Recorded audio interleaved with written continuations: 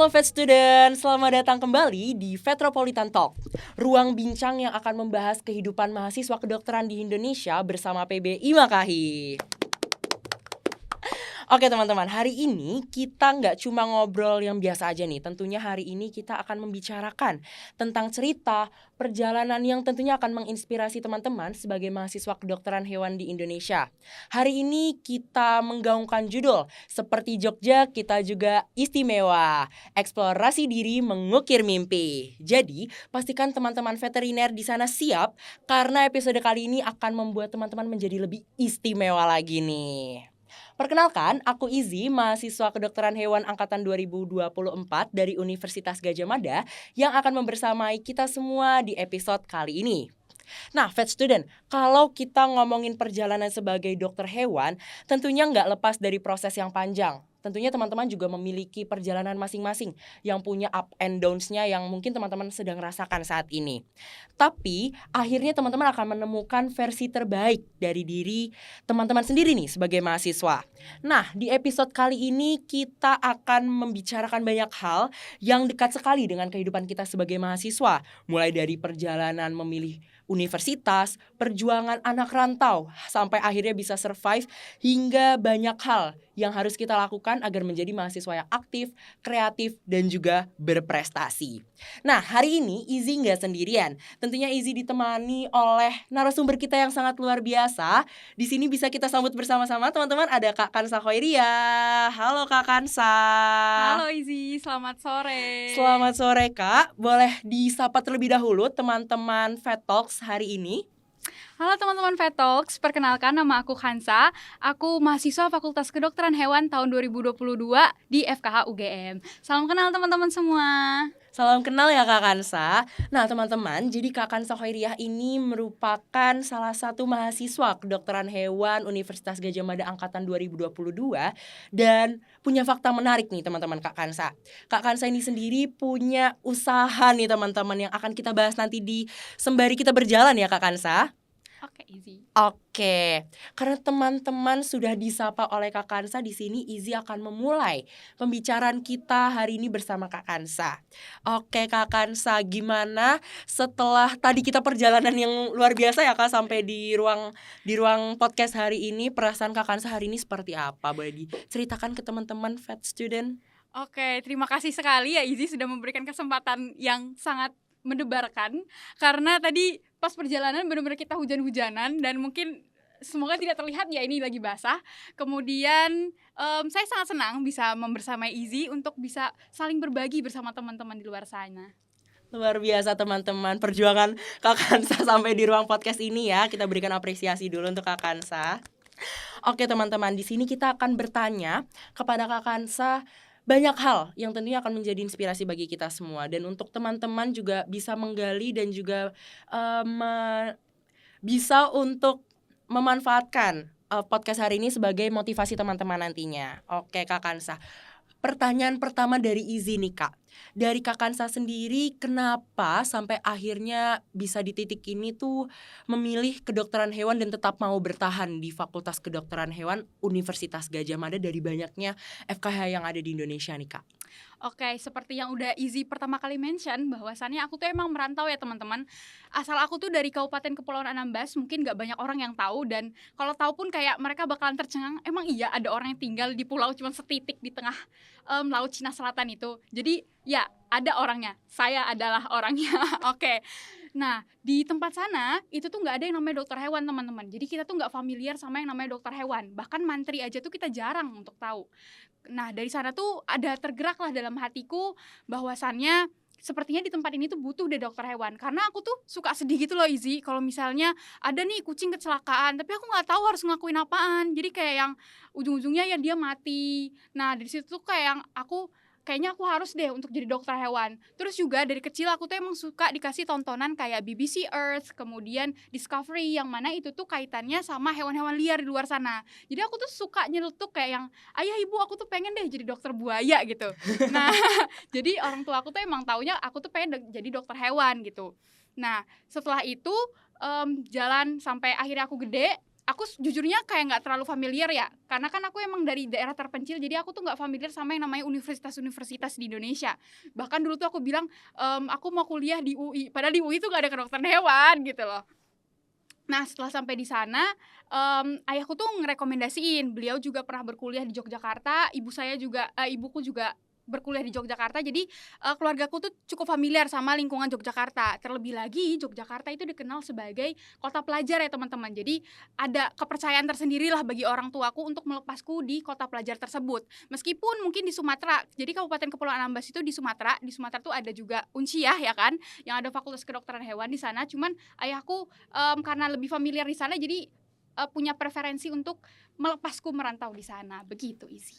Oke Kak Kansa, luar biasa sekali ya teman-teman, jauh sekali dari Anambas sampai akhirnya menginjakan kaki di Yogyakarta yang istimewa ini.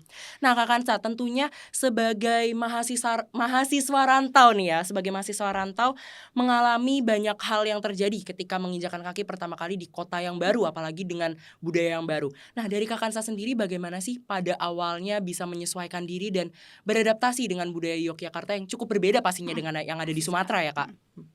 Pasti sekali jauh berbeda. Jadi kan orang Sumatera mungkin bahasa kasarnya tuh identiknya sama kasar gitu. Sebenarnya itu bukan kasar, lebih ke kayak kalau kata orang tuh kan di Sumatera tuh banyak lautnya ya teman-teman. Jadi sebagian besar juga emang nelayan. Jadi kalau misal ngomong tuh emang teriak-teriak gitu. Sebenarnya kita nggak teriak-teriak, cuman emang bawaannya tuh di sana begitu gitu. Nah, ketika sampai di Yogyakarta, orangnya tuh ngomongnya tuh lembut banget loh Izzy. Kayak yang mereka marah tuh kayak yang lembut banget gitu. Nah, jadi aku tuh suka dibilang, Hansa coba deh jangan teriak-teriak. Kenapa sih harus ngegas-ngegas? Padahal tuh aku nggak ngegas, cuman yang kayak emang orangnya excited aja gitu. Nah, di sana aku harus bener-bener menyesuaikan diri. Awalnya tuh aku kesel gitu, aku nggak marah, emang cara ngomong aku tuh kayak gini. Tapi kan kita nggak bisa ya, di mana bumi dipijak di situ langit Langit dijunjung. dijunjung, bener banget Kak Kansa. Nah, maka dari itu aku kayak mencoba untuk merefleksikan diri, oh aku nggak bisa nih untuk kukuh kayak yang ya aku tuh gini, aku nggak mau berubah gitu. Tapi ya aku harus berarti kalau misal di sini tuh orangnya ngomongnya lebih lembut, nadanya lebih rendah dan segala macam. Nah, dari situ aku juga melakukan adjustment dalam pemilihan kataku juga agar bisa disesuaikan sama teman-teman yang ada di Yogyakarta ini. Begitu sih Izzy. Oke Kak Kansa, jadi memang butuh penyesuaian dulu ya di awal sampai akhirnya bisa menemukan titik nyamannya lah ya, bisa dibilang ketika sudah menyampai di Yogyakarta ini. Nah Kak Kansa, tentunya tadi memilih Fakultas Kedokteran Hewan sebagai program studi yang ingin ditempuh sampai akhirnya nanti menjadi dokter hewan. Tentunya Kak Kansa punya ekspektasi dong ketika di awal dari mahasiswa baru mengikuti PPSMB Palapa ya teman-teman yang cukup terkenal itu, pasti kita diajarkan motivasi-motivasi dan juga diberikan insight oleh kakak-kakak kofasilitator kami atau pemandu kami saat itu untuk berkuliah dengan semangat. Nah, dari Kak Kansa sendiri punya ekspektasi apa sih ketika pertama kali menginjakan kaki di Universitas Gadjah Mada? Jadi kan kita ketika di Universitas Gadjah Mada itu kalau zaman aku namanya masih PPSMB Palapa. Betul, PPSMB Palapa Kak. Sekarang namanya adalah Pionir Gadjah Mada. Udah agak berubah sedikit, tapi pada dasarnya konsepnya tuh sama. Jadi ketika PPSMB itu benar-benar yang menyenangkan. Kita dibawa seperti anak TK lah istilahnya, benar-benar semenyenangkan itu. Nah, aku berpikir itu akan terus berjalan selama 8 semester sebagai mahasiswa kedokteran hewan. Sayangnya tidak ya teman-teman. Tentu saja kita ada yang namanya praktikum, kemudian ada yang namanya kelas, kemudian ada juga yang namanya laporan. Nah, di situ tuh jujur pas awal-awal kayak yang aku struggling karena aku juga sebagai mahasiswa rantau harus beradaptasi sama lingkungan yang baru, terus juga aku harus beradaptasi dengan lingkungan perkuliahan yang pastinya itu lebih berat, materinya lebih susah, kemudian juga teknik belajarnya juga lebih berbeda gitu, tanggung jawabnya itu lebih besar gitu teman-teman. Nah, gimana sih cara aku bertahan gitu? Yang paling pertama, aku sangat bersyukur di FK UGM itu lingkungannya sangat baik ya teman-teman. Ketika teman-teman aku di fakultas lain ataupun bahkan di universitas lain tuh pada bercerita bahwa sana mereka tuh mengalami permasalahan dalam pertemanan. Ada yang kayak numpang nama lah dan segala macam. Dan aku sangat bersyukur gitu teman-teman di FK UGM tuh yang kayak baik-baik gitu loh guys, bahkan saling sharing informasi. Misalnya, guys aku kesusahan nih buat dapetin materi tentang kultur sel. Nah, aku tuh tinggal nanya di grup dan mereka tuh langsung ngasih bukunya gitu loh. Jadi kayak yang baik banget gitu loh. Nah, kemudian kalau misalnya teman-teman lagi belajar praktikum. Nah, ketika belajar praktikum itu juga kita tuh sering bareng-bareng gitu loh, kayak tolong dong tanyain aku. Kamu juga pasti kayak gitu kan? Iya benar banget, kita saling belajar bareng sih Kak, apalagi sebelum praktikum tanya jawab gitu kan Kak. Nah, itu tuh jujur sangat membantu aku ya. Jadi kayak yang kita tuh kompetisinya tuh sehat gitu loh. Jadi kayak yang saling mendukung. Semisal ada teman yang inhal terus kayak yang ya udah nggak apa-apa kita kerjain bareng-bareng ya karena sama-sama inhal gitu. Bener sih Kak, bener banget. Apalagi kan kita dari pionir itu juga udah diberikan kata-kata penyemangat seperti berbudaya, bersemangat, dan bersinergi Bersinergi. dalam harmoni. Nah itulah teman-teman yang memang sudah ditanamkan dari pionir Gajah Mada ataupun PPSMB Palapa saat kita mahasiswa. Nah Kak Kansa ini juga menarik tadi terkait ekspektasi Kakak. Nah apakah ekspektasi yang selama itu Kakak sudah bayang-bayangkan sudah terpenuhi selama 7 semester berkuliah di Fakultas Kedokteran Hewan Universitas Gajah Mada? Oke, pasti ekspektasi yang paling pertama selain tadi yang aku bilang menyenangkan di PPSMB doang itu, kalau untuk dalam menuntut ilmu, jujur sejauh ini ada beberapa hal yang sesuai dan juga mungkin kurang sesuai, tapi ya oke lah karena di dunia tidak ada yang sempurna gitu ya. Betul. Jadi kalau untuk ekspektasi sendiri, yang pertama lingkungannya enak itu tadi yang sudah aku mention itu sesuai ekspektasiku. Kemudian untuk yang kurang sesuai itu paling hanya hal-hal minor yang kayak apa ya? Oh iya, kalau untuk yang tidak sesuai ekspektasi itu sudah aku bilang juga kalau misalnya ya beban lapraknya itu banyak banget ya teman-teman. Jadi kayak sebenarnya praktikumnya tuh menyenangkan gak sih Izzy? Kayak yang Iya sih Kak, kita apalagi bisa banyak hands on lah ya sebutannya ya sama apa yang kita praktikumin saat itu. jadi kan kita kalau misal di kelas pagi-pagi tuh kayak yang ya udah dengerin dosen menjelaskan dengan mungkin dosennya juga menjelaskan tentang pengalaman beliau, tapi kan itu nggak cukup ya pengalaman beliau, pengalaman kita ya kapan gitu. Nah ketika praktikum itu adalah kesempatan kita untuk dapetin pengalaman kita sendiri nih ketika melakukan sebuah uji ataupun aktivitas yang kaitannya sama veteriner. Akan tetapi yang tidak menyenangkan itu adalah lapraknya ya teman-teman. Kayak praktikumnya tuh kayak sangat menyenangkan di 1,5 jam itu, tapi kayak yang mengerjakan lapraknya kalian akan frustasi. Tapi ya itu tidak masalah karena selama emang itu adalah pilihan teman-teman, ditanamkan bahwa emang ada konsekuensi dan juga tanggung jawab di sana sehingga untuk mengerjakannya tuh lebih ringan lah. Terus juga diingat-ingat lagi kayak keluarga di rumah, pasti mereka juga mendoakan gitu. Terus juga kalau misalnya emang lagi susah ya bisa minta tolong teman-teman gitu. Betul banget Kak, betul banget, betul banget. Nah Kak Kansa ini tadi juga menyebutkan ya bahwa memang laprak ini cukup luar biasa menariknya nih teman-teman. Nah pastinya sebagai mahasiswa kita butuh support system kan ya Kak. Nah apakah selama Kakak berkuliah ini mendapatkan support system gitu? Mungkin Kakak mengikuti kegiatan-kegiatan seperti UKM yang akhirnya mendapatkan keluarga baru. Apalagi kan sebagai mahasiswa rantau kita di sini juga harus punya rumah seperti itu Kak. Mungkin boleh diceritakan Kakak mengikuti kegiatan apa saja ke teman-teman? Oke, kalau untuk kegiatan sendiri, aku ketika tahun pertama dan kedua itu aku memfokuskan diri untuk di satu UKM. Jadi UKM-nya itu namanya HSTP, Himpunan Studi Ternak Produktif FKH UGM. Jadi dia itu seperti namanya, dia itu berfokus ke studi ternak. Jadi kenapa sih aku milihnya studi ternak? Jadi di kampung halaman aku tuh emang sebenarnya cukup banyak tuh enggak, tapi ada potensi di sana untuk ternak. Sementara kayak untuk apa namanya? Daging ayam, telur ayam tuh di sana tuh masih kurang. Jadi aku tuh merasa kayak yang mungkin ini semisal aku ada knowledge ya, mungkin aku bisa bantu ngembangin di daerah aku nantinya gitu. Makanya aku pengen menjuruskan minat aku ke studi ternak gitu. Kalau untuk UKM yang lain aku kurang ada aktifnya. Maksudnya kayak yang kalau misal ada acara-acara yang mengundang KMFKH baru aku ikut. Jadi aku juga ikut beberapa volunteering dari KM yang kayak Porsenivet, kemudian juga ada waktu itu Vet Fun Run yang Oh jalan sama iya, hewan. betul. Itu apa sih event larinya Iya, event FKH ya lari. Kak dari Gamavet teman-teman. Benar. Jadi aku tetap ikut kegiatan-kegiatan semacam itu yang mana itu tujuannya untuk menggali lebih dalam lagi terkait minat aku. Kemudian juga di sana pastinya ada teman-teman. Nah, dari relasi itu harapannya bisa membantu aku ketika berkarir nantinya gitu. Kita ketemu dokter hewan yang di bidangnya, kita bisa tanya segala macam di sana. Kemudian mungkin kita nggak cuman di satu room aja bisa ngobrolnya, kita juga bisa mungkin melalui sosial media atau di kesempatan lainnya kita akan menegur dokternya kayak dok apa kabar gitu, kayak yang saya ingin tanya nih. Jadi kayak kan kita juga sebagai mahasiswa kedokteran hewan tuh sering nggak sih Zi kayak yang tiba-tiba teman dari fakultas lain atau orang-orang yang kayak tahu kita tuh kedokteran hewan tuh ditanyain gitu kan, kucing aku tuh kayak gini, kira-kira digimanain ya. Nah itu kan Itu kayak udah jadi apa sih commonnya orang-orang FKH ya Kak, Iya. ditanya-tanyain gitu. jadi kan kita juga kadang-kadang bingung, tapi kita juga penasaran kan jawabannya betul gimana banget, betul gitu. banget. Kadang-kadang kasusnya tuh kayak yang bagus, oh iya ya bener ya, aku nggak pernah kepikiran ada hewan yang bakalan mengalami penyakit tersebut gitu. Nah pada kesempatan ini kita bisa nanya ke dokter yang kita kenal itu tadi, kayak dok ini kira-kira gimana ya bagusnya gitu. Jadi kan kita juga belajar gitu dari kasus orang lain kayak gitu. Kemudian juga dengan relasi kita tuh dapat kesempatan-kesempatan baru. Jadi aku tuh pernah diundang untuk menjadi pembicara di satu kegiatan, itu ada namanya PPK Ormawa UGM.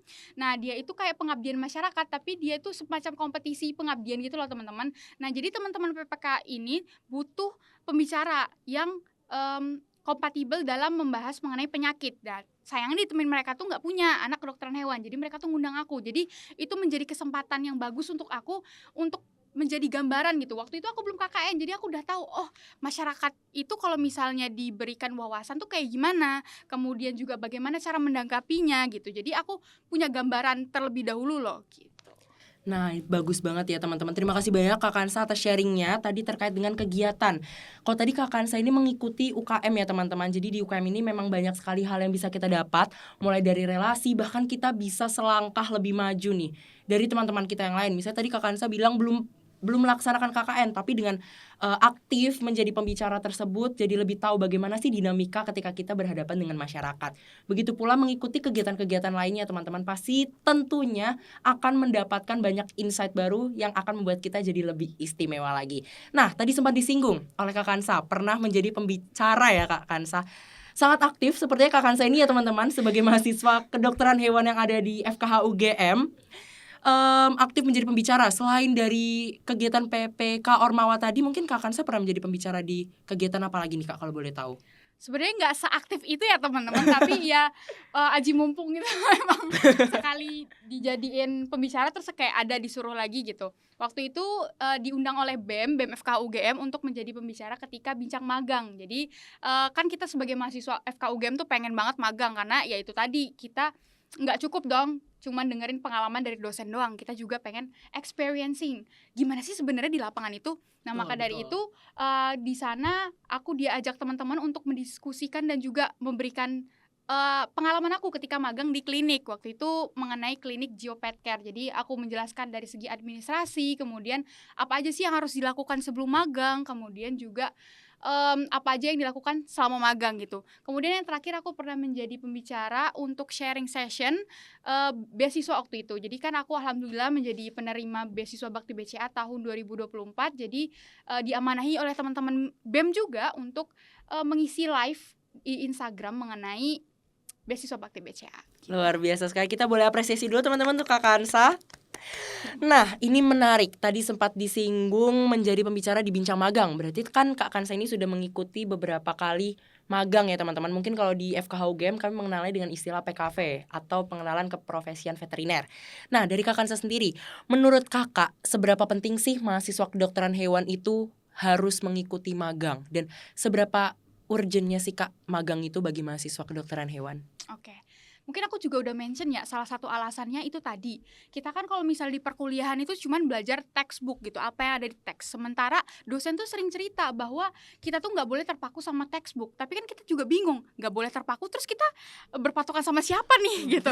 Nah, maka dari itu ketika kita PKV ini atau magang ini menjadi kesempatan untuk kita gimana sih sebenarnya yang menjadi pertimbangan. Kenapa sih kapan kita harus ngikutin textbook dan juga kapan kita harus bisa improvisasi di sana. Dan improvisasinya tuh jangan asal-asalan gitu. Jangan kayak saya sukanya ini karena lebih murah biar pasiennya cepat sembuh gitu, kayak yang tanpa berlandaskan hal yang sesuai dengan riset gitu. Karena ya kita juga punya kapasitas gitu.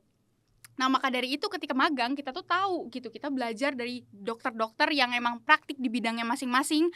Kira-kira pertimbangan untuk melakukan sebuah tindakan, untuk melakukan pemilihan preferensi dalam pemilihan alat dan bahan itu tuh bagaimana gitu.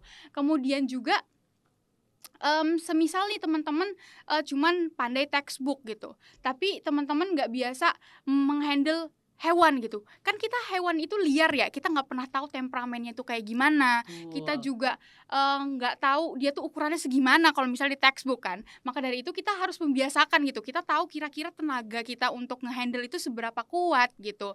Nah, terus juga pasti ada manipulasi-manipulasi membuat mungkin hewan ini tuh biar lebih tenang tuh kayak gimana gitu. Karena jujur ketika pertama kali magang aku tuh agak bingung gitu. Ini kucingnya kok galak banget karena aku nggak pernah ketemu kucing galak gitu. Nah, ketemu kucing galak ini kira-kira gimana? Oh, ternyata akhirnya aku tahu dari magang itu sendiri kayak gitu. Kemudian hal yang paling penting ketika magang itu adalah tentunya dari relasi seperti aku sudah mention di sebelumnya. Jadi ketika kita magang kita pasti ketemu dokter hewan yang benar-benar ahli di sana.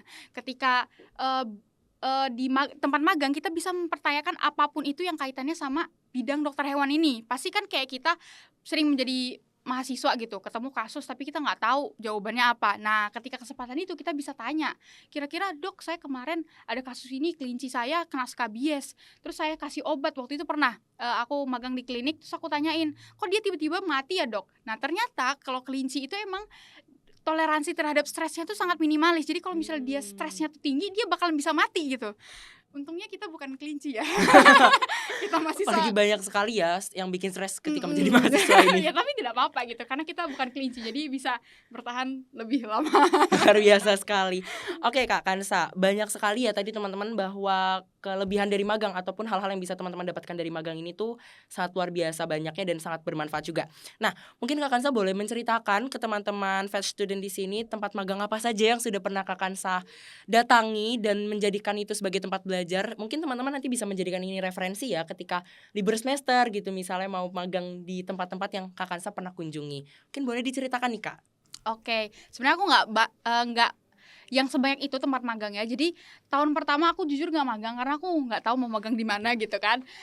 Kemudian di semester kedua di tahun pertama itu tuh aku magang di BBVET, Balai Besar Veteriner Wates gitu. Nah di sana aku dapat kesempatan untuk ngehandle hands on. Jadi kayak dokternya tuh ngasih kesempatan buat uji koprologi di parasit, kemudian untuk kultur bakteri juga di sana, sama untuk melihat waktu itu ada uji HAI di di AI kalau nggak salah aku. Nah jadi di sana tuh aku tuh belum belajar tentang virologi, belum tentang parasitologi dan bakteriologi di semester 1. Siapa yang belajar itu gitu. Nah jadi aku tuh menjadikan tempat magang itu salah satunya juga sebagai Membuka wawasan pembuka lah ya Kak. wawasan. Betul. Jadi ketika aku belajar di kelas tuh kayak yang oh ini loh yang ternyata aku kerjain. Jadi kayak selangkah lebih maju lah dari teman-teman. Jadi ketika praktikum juga kadang-kadang kayak ayo kemarin yang mana yang udah magang di BBVET itu gitu, kayak yang kayak ada privilege tersendiri lah kayak yang, Jadi lebih dipercaya juga ya sama teman-teman tentunya Kak. iya begitu. Kemudian juga aku pernah magang di Dokter Muklas. Nah, aku ketemu Izzy tuh di Dokter Muklas, guys.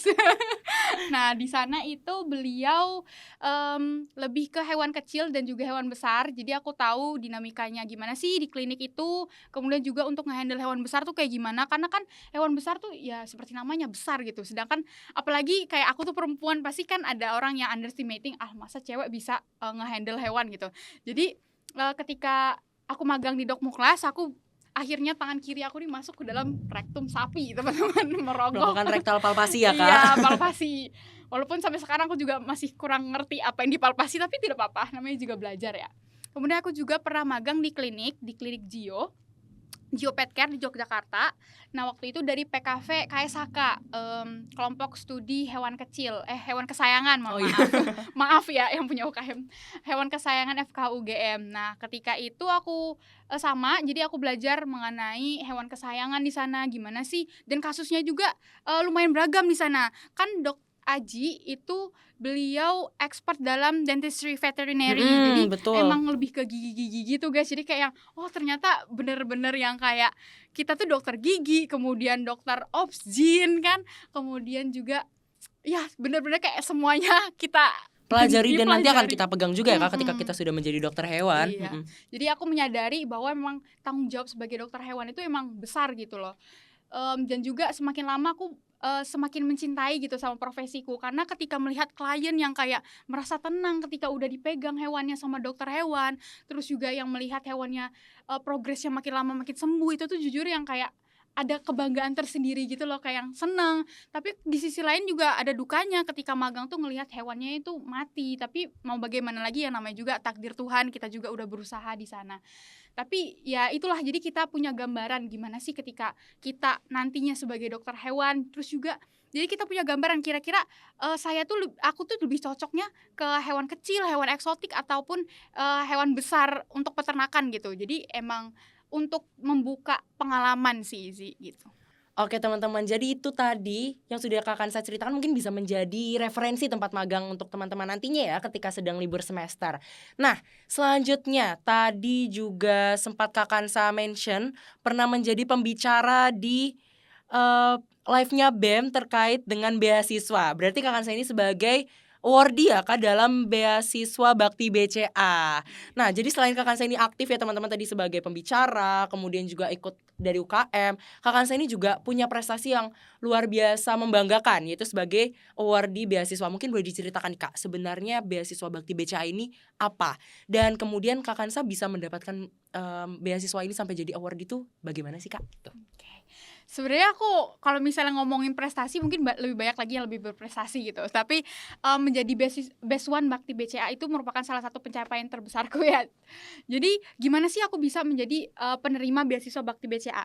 Jujur dari kecil itu aku sudah biasa menulis puisi sih. Jadi aku nulis puisi, cuman waktu kecil kayak SMP, SMA aku belum punya keberanian nih buat mendaftarkan puisi aku tuh ke dalam sebuah lomba. Sampai akhirnya ketika perkuliahan aku beberapa kali mencoba untuk mendaftarkan puisi aku, dan satu kali alhamdulillah menjadi 100 penulis terpilih gitu.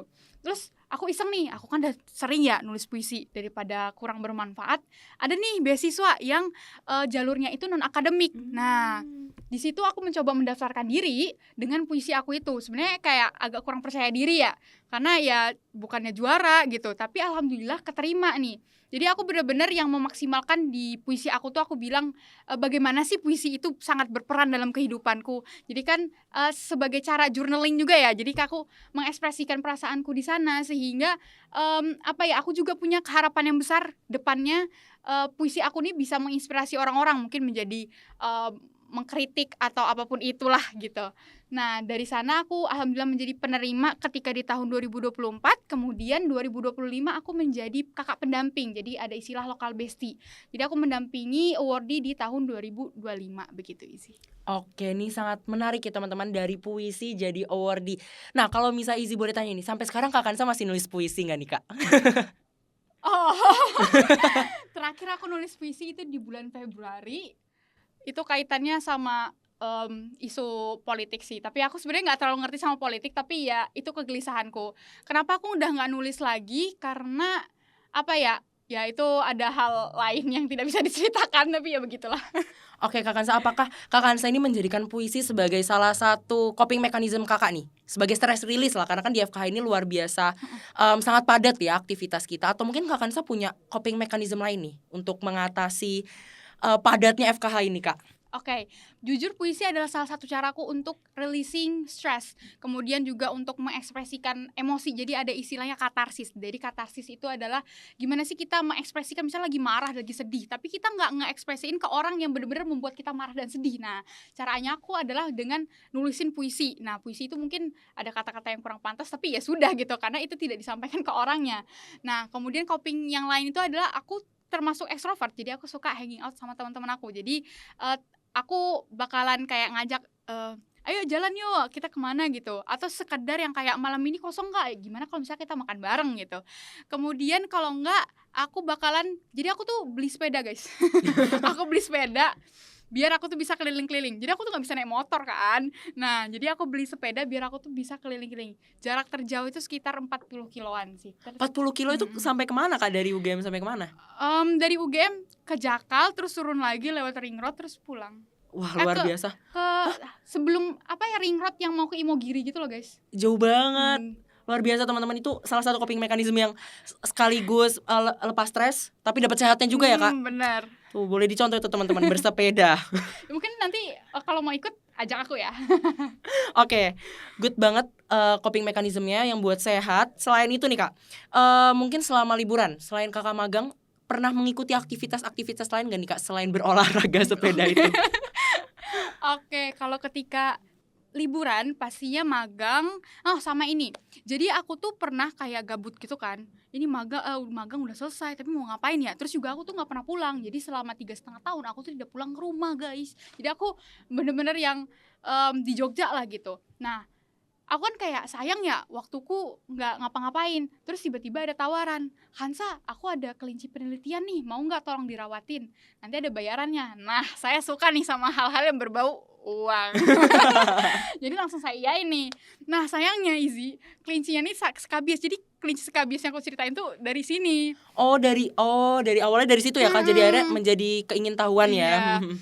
Jadi kelinci skabies itu dari penelitian katingku. Nah, jadi aku ngerawat tapi ujung-ujungnya mati. Jadi aku juga cukup sedih ya waktu itu karena aku sudah mencoba untuk merawatnya dengan baik. Tapi di situ juga jadi pengalamanku bahwa emang merawat hewan tuh nggak bisa asal dikasih aja, walaupun sebenarnya hewan tuh ya di alam liar gitu. Tapi kalau misalnya emang berniat untuk merawatnya tetap harus dirawat dengan sepenuh hati ya teman-teman. Kemudian setelah itu aku juga pernah ngerawat hewan penelitian lagi, tapi ini bedanya ayam sih. Jadi aku Ayam, di mana tuh Kak kalau boleh tahu merawatnya? Aku ngerawat di FKH juga. Jadi yang kelinci di FKH, yang ayam juga di FKH. Jadi Dua-duanya di FK UGM ya Kak? di Oke. FKH UGM. Terus juga ada bayarannya teman-teman. Jadi kayak, nah sepeda aku beli dari mengurus ayam. Luar biasa, hasil tabungan ya Kak berarti. Benar. Oke, itu kalau boleh tahu yang mengurus ayam itu tuh diapain aja sih Kak? Maksudnya apakah membersihkan kandang atau gimana, itu boleh diceritakan mungkin? Nah, kalau untuk ngurus ayam sendiri, karena itu ayam penelitian, lebih ke kayak ngasih pakan sesuai dengan perlakuan yang sudah dikasih arahannya. Jadi kayak ada 4 perlakuan kalau nggak salah. Jadi ada kontrol, kemudian ada perlakuan A, B, C gitu. Nah, jadi aku tugasnya untuk memberi pakan sesuai dengan perlakuan, kemudian mengkoleksi beberapa hasil, lebih ke telurnya sih. Telurnya dikoleksi karena emang yang menjadi parameter ujinya tuh dari si telurnya ini, dari ukurannya, kemudian juga dari kuning telurnya kan dilihat ya kan, dari zamannya kayak Omega, dan telur omega. dari segi warnanya kayak gitu. Kemudian juga aku waktu itu kalau bersihin kandang tuh enggak sih, karena ada petugasnya. Kemudian ini kalau misal ada yang mati itu aku harus ngelaporin. Jadi hasil-hasil kayak telurnya berapa, kemudian juga kalau misal ada yang mati itu aku harus ngelaporin kayak gitu. Oke, kalau misalnya ada yang mati nih Kak, itu apakah Kakak juga ikut bantu nekropsinya atau kayak hanya pelaporan aja nih Kak? Kalau kemarin sih cuman dilaporin, kayak disuruh pisahin. Aku lupa itu ditaruh di mana karena yang ngehandle pas. Jadi aku ngerjain itu tuh berdua. Jadi yang mati itu waktu itu temen aku yang nemuin. Jadi aku nggak pernah nemuin yang mati gitu. Jadi aku lupa kemarin tuh diapain gitu. Tapi intinya dilaporin. Terus kalau nekropsi kemarin kayaknya aku nggak pernah ikut sih. Oke. Nah, dari banyaknya keaktifan Kakak tadi ya, itu kan waktu libur semester ya Kak, mungkin Kakak bisa lebih leluasa lah dalam memilih kegiatan, dari magang, terus juga tadi sempat mengikuti beberapa usaha kecil ya Kak, seperti membantu penelitian tadi. Nah, kalau misalnya di saat-saat perkuliahan seperti ini, bagaimana sih Kak cara Kakak bisa membagi waktu dengan banyaknya kegiatan? Mungkin dulu Kakak menjadi award di Bakti BCA itu kan juga pasti ada hal yang harus Kakak berikan juga ke pihak pemberi beasiswa. Nah, itu bagaimana cara memberikan space Kakak untuk berdinamika? Oke, pastinya ya. Kita pagi itu kuliah ya Izzy. Jam 7 udah kelas. Nah, kelas tuh jam 7. Terus dilanjut sama istirahat. Setelah istirahat bisa tidur gak Izzy? Aduh, gak bisa karena ada apa tuh Kak? Praktikum. Kapan bisa tidur? Tidur pas praktikum? Gak mungkin dong ya teman-teman. Nanti kenain hal lagi, tugas tambahan gitu. Betul. Nah, jadi benar-benar yang kayak weekdays itu bakalan kepake buat kuliah doang. Nah, ketika weekend itu adalah waktunya emang untuk UKM. Nah, ketika waktu untuk UKM ini kan pagi sampai siang ya. Nah, terus siang sampai sorenya itu bisa dipakai buat praktikum, buat ngerjain ngelaprak. Benar. Nah, jadi kayak kita tuh UKM nih, setelah selesai UKM tuh pasti kita bilang, kamu udah ngerjain belum sih laporannya? Belum. Udah kita kerjain bareng yuk. Nah, jadi kan kayak jadi lebih enjoy lah ngerjainnya tuh nggak sendirian gitu. Kalau nggak ya sambil UKM ngerjain di belakang gitu. Ya oke, jadi luar biasa ya. Memang perjuangan anak FKH khususnya FKH UGM itu memang siklusnya seperti itu teman-teman. Kelas, praktikum, UKM, laprak. Dan itu berulang seperti itu terus teman-teman. Nah oke Kak Kansa, menyinggung soal praktikum nih tadi, seperti yang Izzy ketahui juga, Kak Kansa ini adalah seorang asisten laboratorium teman-teman di salah satu departemen, yaitu Departemen Mikrobiologi nih.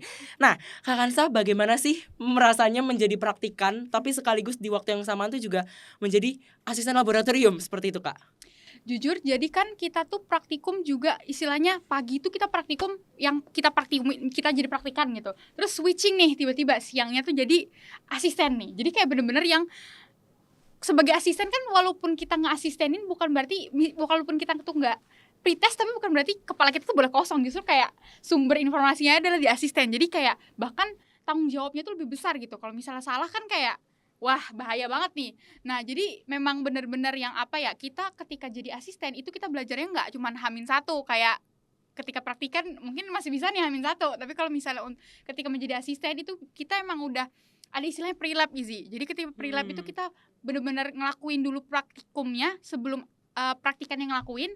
Nah sambil kita juga belajar, kita konsultasi nih sama dosennya, dok kok ini bisa nggak sesuai gini-gini segala macam. Jadi lebih apa namanya, lebih terbiasa lah. Jadi kita belajarnya nggak yang instan gitu. Jadi emang ada tahapnya, pelan-pelan kita belajar untuk ketika jadi asisten. Jadi kalau misalnya H-1 tuh memang fokusnya itu emang untuk belajar yang ketika menjadi praktikan gitu sih Izzy. Oke, luar biasa ya teman-teman. Jadi memang menjadi seorang praktikan yang bersamaan juga sebagai asisten itu lebih lagi nih belajarnya ya. Justru bukan malah lebih santai karena udah menjadi asisten terus merasa sudah pernah ada di fase praktikan dan tinggal menjelaskan kembali, itu enggak seperti itu. Ternyata banyak juga hal-hal yang harus dilakukan sebelumnya dengan pre-lab tadi ya Kak. Nah, mungkin dari Kak Kansa sendiri sebelum menjadi bagian dari asisten laboratorium MIBI atau mikrobiologi ini, apakah pernah sebelumnya menjadi asisten juga atau bagaimana nih Kak? Nah kalau menjadi asisten itu nggak pernah, tapi aku pernah mendaftar menjadi asisten yang lain gitu. Dulu aku suka banget sama parasitologi guys, kayak bener-bener yang secinta itu, kayak my first love gitu. Cuman emang waktu itu yang daftar tuh rame banget gitu.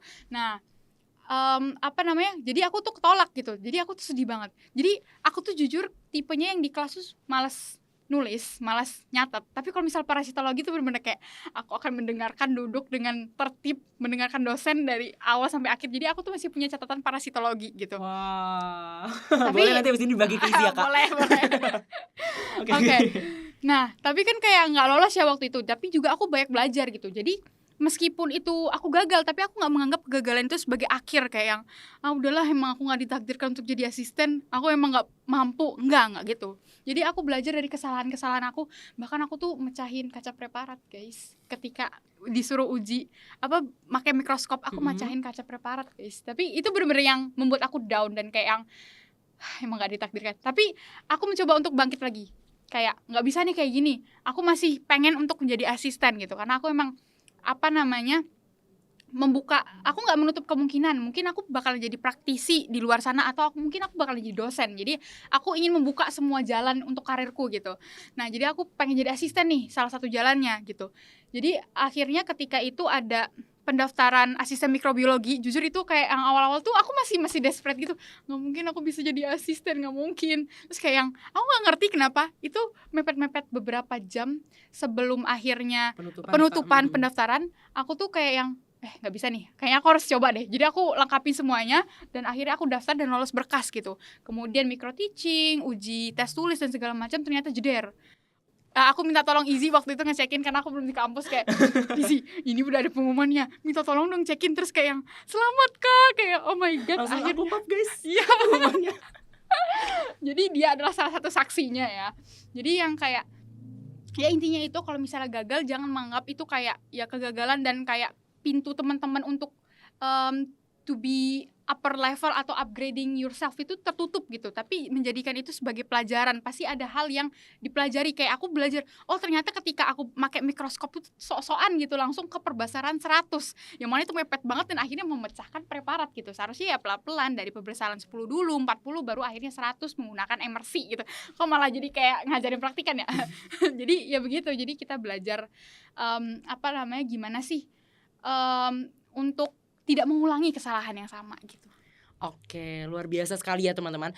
Memang everything happens by reason gitu. Dan mungkin teman-teman juga harus tahu bahwa apapun yang teman-teman lakukan itu tidak boleh disesali, karena pasti banyak sekali hal-hal baik yang terjadi gitu. Bisa dijadikan pelajaran.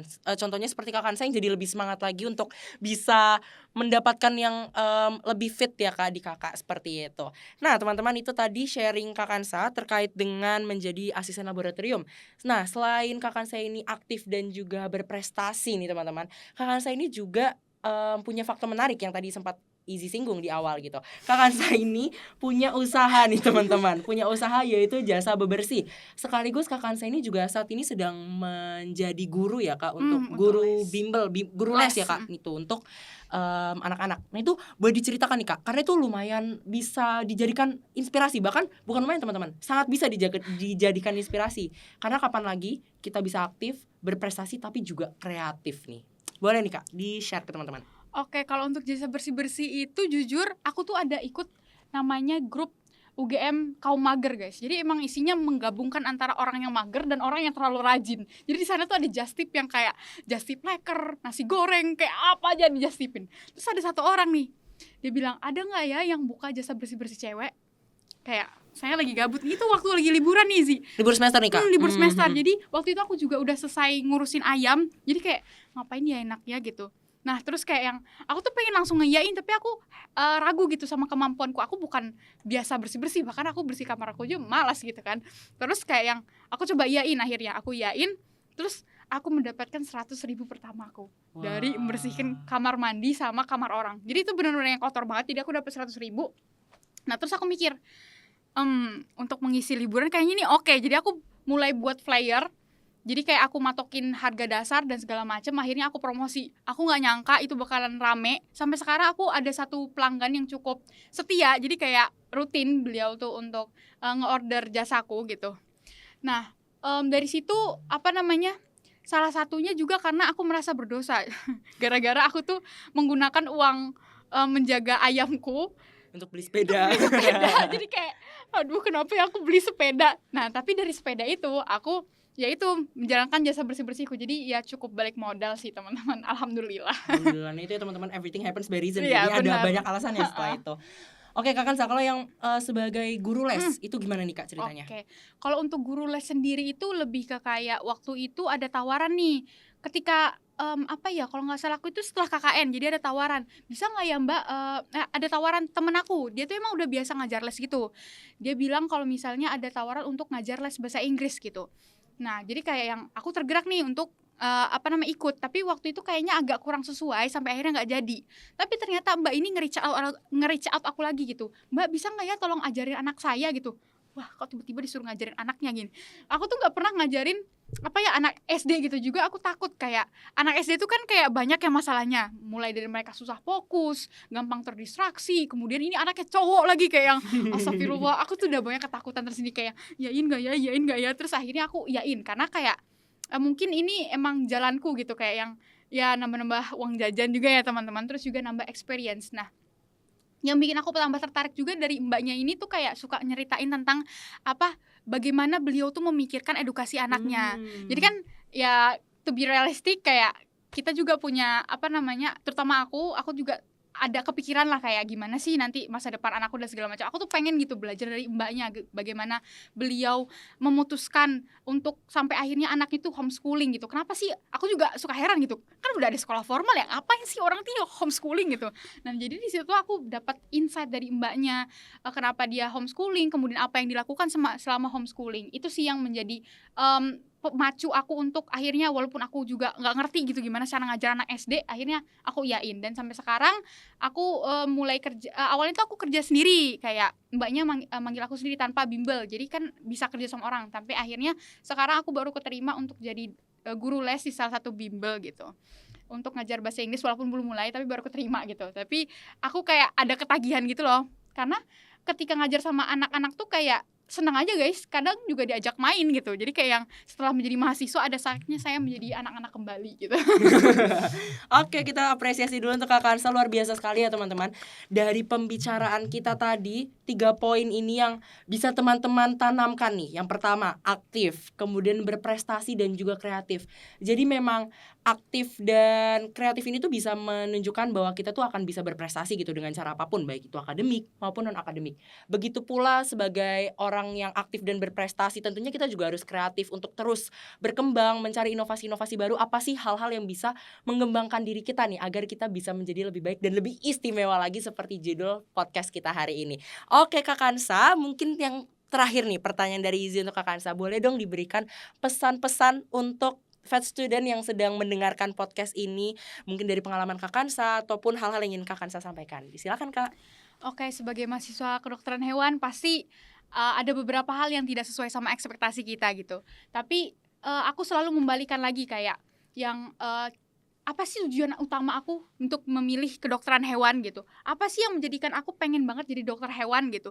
Kemudian aku juga kilas kembali kayak orang tua aku tuh punya harapan, kemudian mereka juga udah mendukung jor-joran untuk aku sejak aku kecil gitu. Masa aku menyerah begitu aja? Kemudian juga di lingkunganku tuh alhamdulillah gitu teman-temannya baik. Jadi kayak yang selalu ada ada alasan bagiku untuk jangan menyerah gitu. Kemudian juga seringkali kita tuh gampang jenuh jadi aku tuh melakukan aktivitas-aktivitas di luar dari kedokteran hewan seperti ngajar les, kemudian buka jasa bersih-bersih, itu salah satu coping mechanism juga gitu biar aku tuh nggak jenuh, FKH mulu, terus kayak kadang-kadang kalau misal main sama temen ditanyain FKH mulu, saya juga mumet gitu. Nah sampai akhirnya ya aku mencoba untuk keluar lah dari FKH ini dan kayak dapat hal-hal lainnya. Jadi yang aku pelajari selama berkuliah itu nggak cuman tentang FKH doang, tapi tentang hal-hal lain yang ternyata itu juga berdampak untuk aku ke depannya gitu. Oke, terima kasih banyak ya Kak Kansa. Jadi tadi dari pesan Kak Kansa, bolehlah teman-teman ini untuk beranjak gitu ya, untuk mencari hal-hal baru yang sekiranya bisa menjadi bekal bagi teman-teman nantinya menjalani kehidupan. Kita nantinya sebagai calon dokter hewan tidak hanya akan berada di balik meja praktik saja gitu. Mungkin kita akan juga terjun ke lapangan dan kondisi di lapangan itu sangat beragam teman-teman. Jadi banyak hal yang harus kita pelajari, tidak hanya berdasarkan textbook. Mungkin teman-teman juga tadi sebagai sharing dari Kak Kansa sendiri, kita juga harus mengikuti magang ya Kak salah satunya, dan juga mencari ilmu-ilmu dan mencari relasi yang sekiranya bisa membantu kita ketika nanti kita berkarir seperti itu.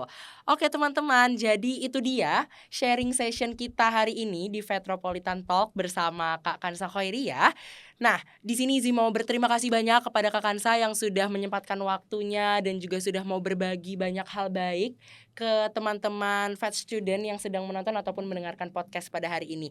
Harapannya dari podcast hari ini teman-teman bisa mendapatkan banyak insight dan juga pembelajaran yang bisa menjadikan teman-teman lebih berkembang, lebih baik lagi, dan yang pastinya lebih istimewa. Oke teman-teman, di sini sih juga mau meminta maaf apabila selama menjadi moderator bersama Kak Kansa masih melakukan beberapa kesalahan ataupun hal-hal yang kurang berkenan di hati teman-teman.